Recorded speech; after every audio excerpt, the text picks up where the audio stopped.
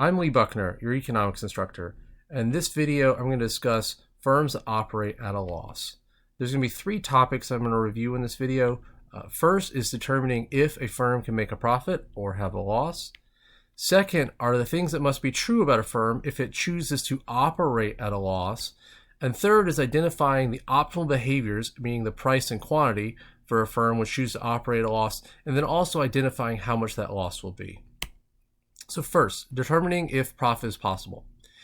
If you look at the relationship between the average total cost curve for a firm and the demand function for that firm, you can tell if it's possible for that firm to make a profit. If you have a situation like you see on the right, where the average total cost curve for a firm is at some point below the demand curve, then it is possible for the firm to make a profit.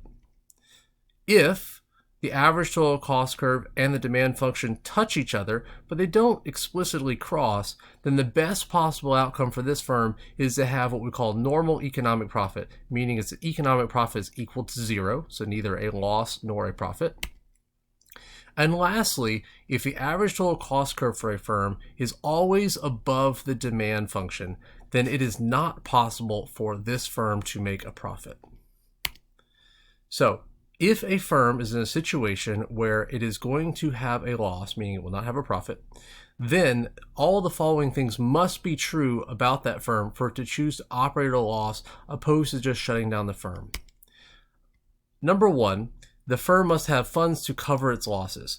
So this means either cash on hand to cover its losses or the ability to access credit, meaning borrow money, and use that borrowed money to cover its losses while they exist.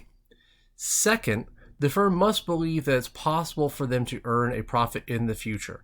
So again, this is a belief, not necessarily a truth. But if a firm is going to choose to operate in a way that's going to lose money in the present, it must believe that it can make profit in the future. Otherwise, it would just shut down the business today. And lastly, the average variable cost for the firm must at some point be below the demand function. And if this is not the case, if any three of these not the case, the firm should just go ahead and shut down the business.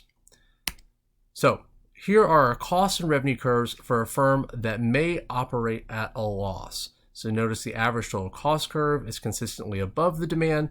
Average variable cost is at some point below demand, and then marginal cost, a check shape, cuts up through the bottom of the average variable cost and the average total cost curves.